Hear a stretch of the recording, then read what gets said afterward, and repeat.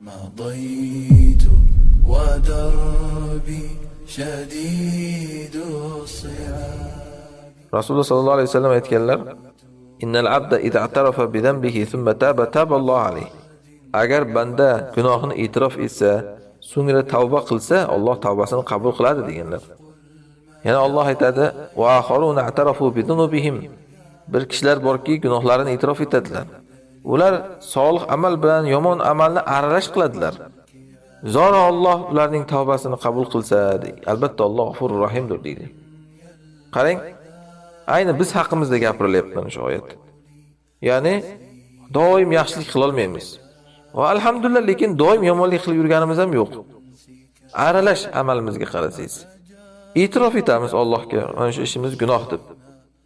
Alloh aytayaptiki, mana shunaqa kishilar bor, u gunohini e'tirof etadi. Solih amal ham qiladi, yomon amal ham qiladi, aralash qiladi. Shoyat Alloh ularning tavbasini qabul qilsa deb, kechirsa ya'ni. Shuni bilingki, Qur'onda shoyat degan gap kelsa, albatta degan u. Ibn Abbos mana shunaqa deganlar. Demak, mana shunga ko'ra inson gunohini e'tirof etsa, oqlamasa o'zini, solih amalda ham, yomonni ham aralash qilib yuravergan bilan inshaalloh Alloh uni kechiradi. Ba'zi johillar bor-ku, gunohni halollab olgan. Oqlaydi o'zini, ana shuning uchun keyin gunoh deyotganlarni malomat qiladi. Ana shunaqa bo'lganidan ko'ra, gunohni oqlama, tan ol shuni gunohligini, ana shunda ishing yengilroq bo'ladi. E'tirof etish kerak. O'zingni oqlama. Agar inson dunyoda e'tirof etmasa gunohini, jahannamda e'tirof etadi. Endi lekin kech bo'ladi. Alloh aytgan jahannamiylar haqida: "Fa'tarafu bi dhunubihim fasuhqan li ashabis sa'ir." Ular gunohlarini e'tirof etdilar, halokat bo'lsin bu do'zax ashablariga deydi. Endi nima kerak yani? Yana aytadi, qarang. Jahannam ahli aytar ekan: "Robbana amattana snatayni va ahyaytana snatayni fa'tarafna bi dhunubina fahal ila khurujin min sabil." Ey Robbimiz, sen bizni 2 marta o'ldirding, 2 marta tiriltirding. Biz endi gunohlarimizni e'tirof etdik.